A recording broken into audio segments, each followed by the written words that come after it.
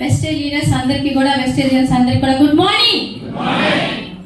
Ladies side నుంచి ఏంటంటే voice రావట్లా. Good morning. ఓకే అండి, థ్యాంక్ యూ అండి.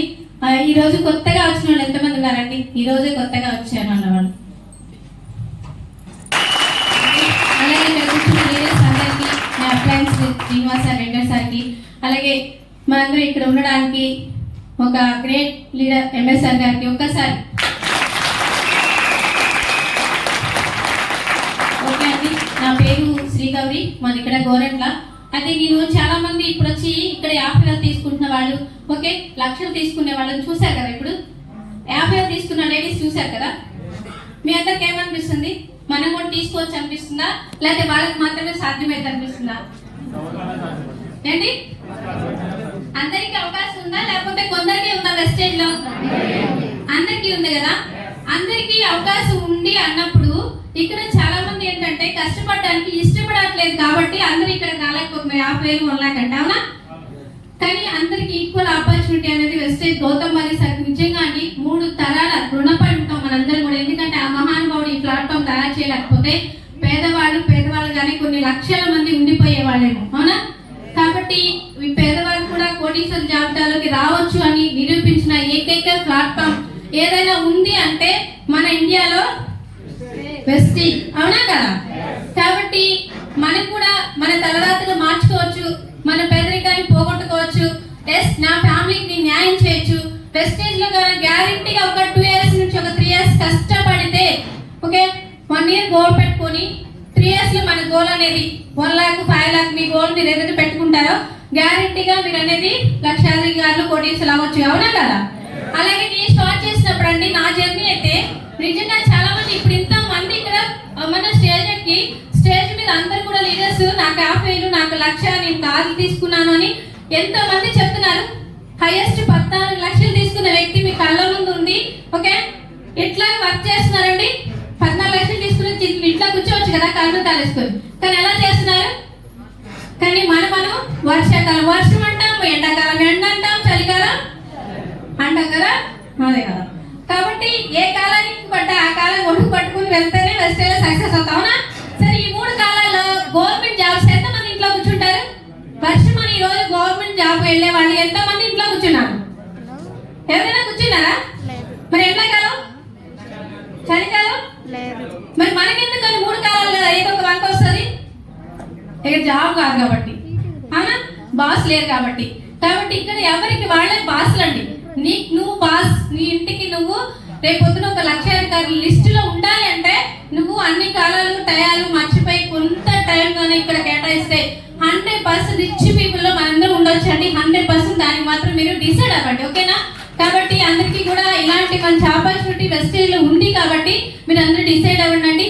అలాగే నేను స్టార్ట్ చేసినప్పుడు చెప్పాను కదా, ఇక్కడికి వచ్చి స్టేజ్ మీద 1 lakh తీసుకునేవాళ్ళు కాదు కదా, లేడీస్ కూడా వచ్చి మాట్లాడేవాళ్ళు లేరు.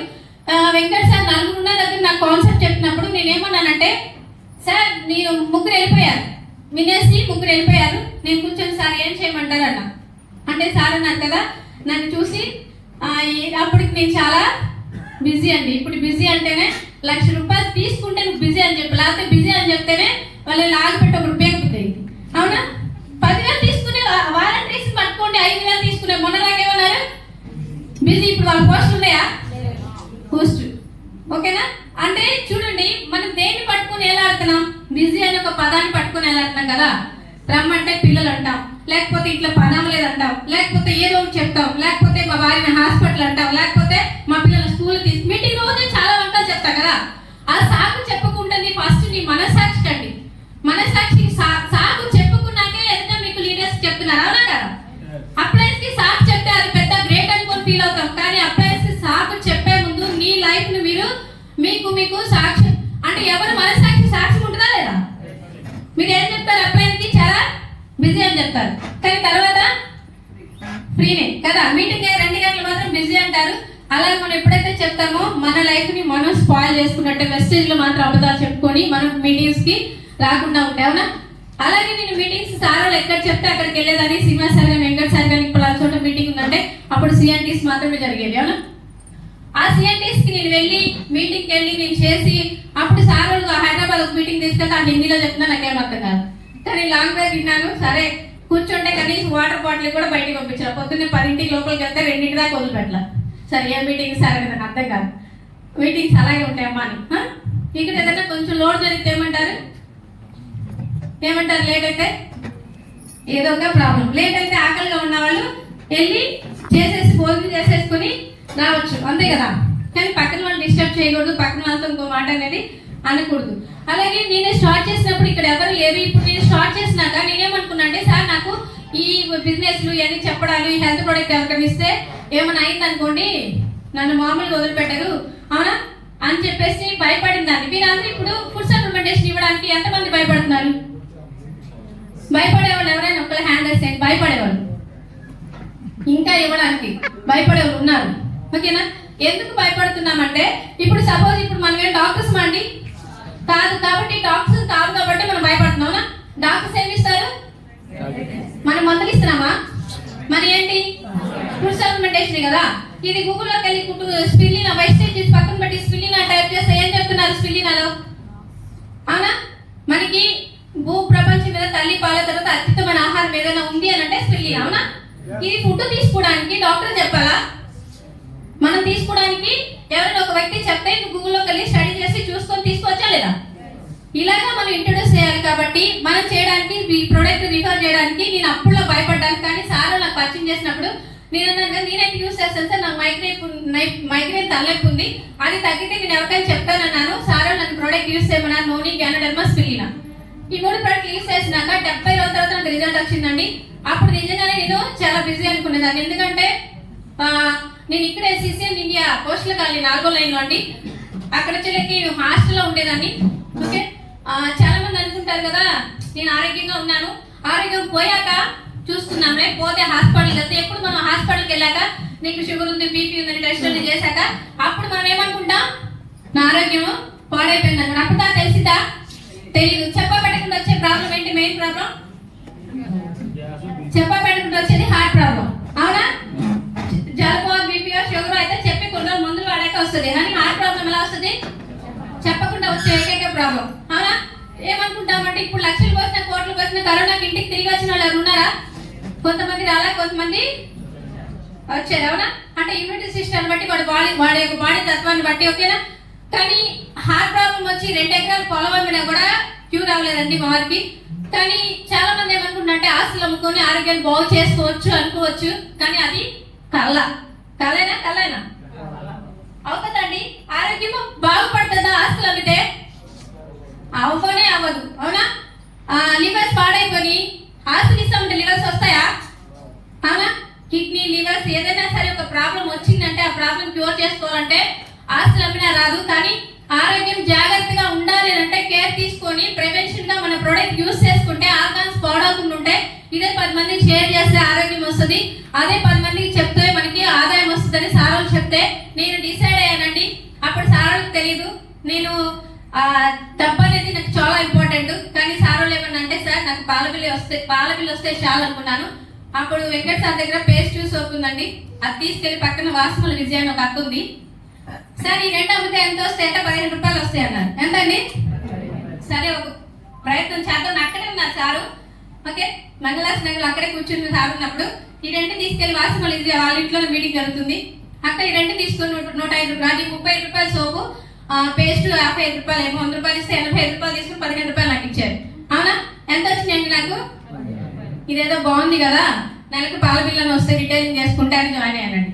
అవునా? అప్పుడు నేనేంటంటే హాస్టల్లో ఉండేదాన్ని. హాస్టల్లో కూడా నాకు ఉండడానికి షెల్టర్ లేక హాస్టల్కి వెళ్ళానండి.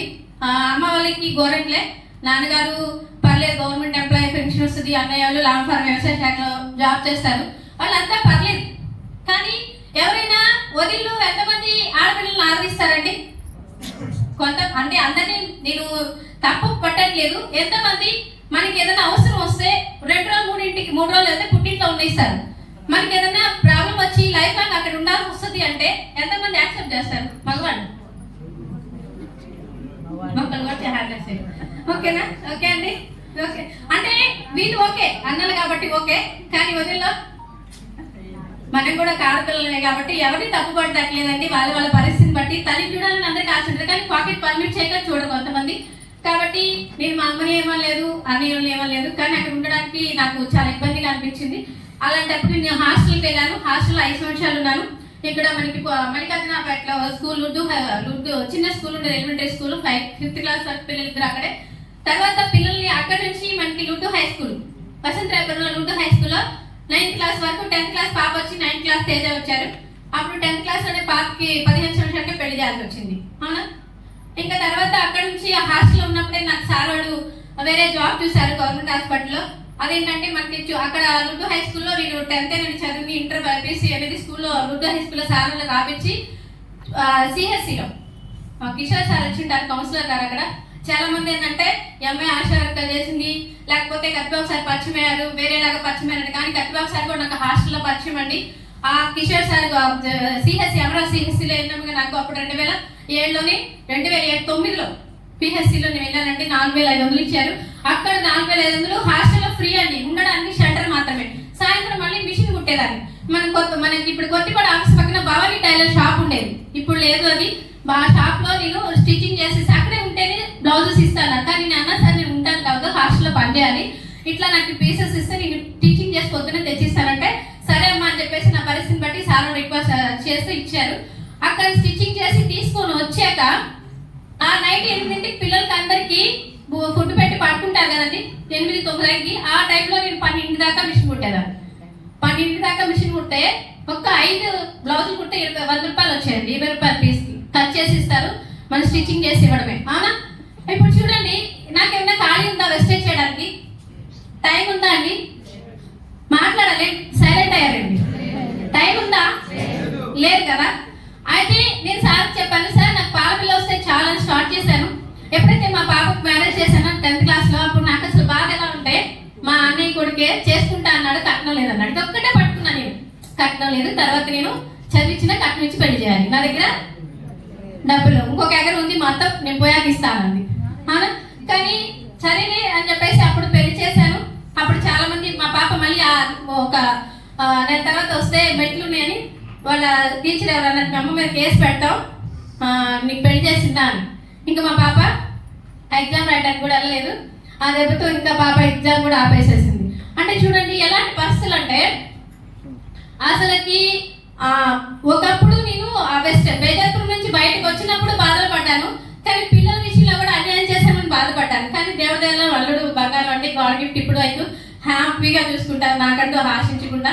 వెస్టేజ్ ఇచ్చినాక నా జర్నీ ఏంటంటే, స్టార్టింగ్ నేను వెస్టేజ్ చేయాలని డిసైడ్ అయినాక హాస్టల్ నుంచి బయటకు వచ్చాను. పాప మ్యారేజ్ చేసినాక హాస్టల్ నుంచి బయటకు వచ్చినాక చిన్నగా అది లేదు కాబట్టి ఇంకా సార్ 6ంటికి సాయంత్రం నాకు టైం ఇచ్చేవారు. నాకు సార్ 6 తర్వాత ఫ్రీ అవుతాను, జాబ్కి వెళ్ళి వచ్చినాక మీరు టైం ఇస్తారంటే నిజంగా వెంకట సార్కి శ్రీనివాస్ సార్కి చాలా చాలా కృతజ్ఞతలు అండి. ఎందుకంటే తల్లిదండ్రులు ఎప్పుడు గుర్తు చేసుకోవాలి, వాళ్ళు గుర్తు చేసుకున్నా. కాబట్టి నేను సార్లు ఆ టైంలో ఇస్తే ఒక్కోసారి 9, 10, 11, 10ంటికి కూడా పిడుగురాల సర్టిఫికెట్లో నన్ను బస్ ఎక్కిస్తే ఇంటికి వచ్చేలకు 12 అయ్యేది. అప్పుడు మా అమ్మకి చెప్పాను, అమ్మకి వచ్చి పిల్లల్ని చూడమని చెప్పేసి అప్పుడు హాస్టల్ పక్కన షాప్ పాయింట్ గోరెంట్లో నా టీంలోనే ఫస్ట్ పెట్టారు జ్యోతి అని. వాళ్ళ ఇంటి పక్కన చిన్న రేకుల సెట్ ఉండేది, 9000 రూపాయలు అది. అయితే అక్కడ 9,900 ఈ 900 కట్టడానికే డబ్బులు లేక చిన్న రేకుల ఇంట్లో పక్కన గేదెలు ఉండేవి. మా పిల్లలు అయితే దీనికంటే హాస్టలే బాగుంది అనేవాళ్ళు. నిజంగా ఒక్కోసారి అయితే వాళ్ళు మాట్లాడే మాటలకి నా ప్రాణం చచ్చిపోయేది అనమాట. అంటే బెటర్గా ఉన్న దగ్గర నుంచి ఇక్కడ తీసుకొస్తే నేను అన్నాను, ఏదో ఒక రోజు వెస్టేజ్లో మీకు ఇల్లు కట్టిస్తానమ్మా, అందుకే నేను బయటకు తీసుకొచ్చాను, కొన్ని రోజులు అడ్జస్ట్ అవ్వండి అన్నాను. మా ఏదైతే అక్క వెళ్ళిందిగా నేనేగా దోమలు అన్ని ఇవన్నీ కుట్టించుకుంటా ఉండాలా అని చెప్పేసి అట్లా అనేవాడు అనమాట. కానీ నేను కొన్ని రోజులు పాపం అర్థం చేసుకుని పిల్లలు అడ్జస్ట్ అయ్యేవాళ్ళు.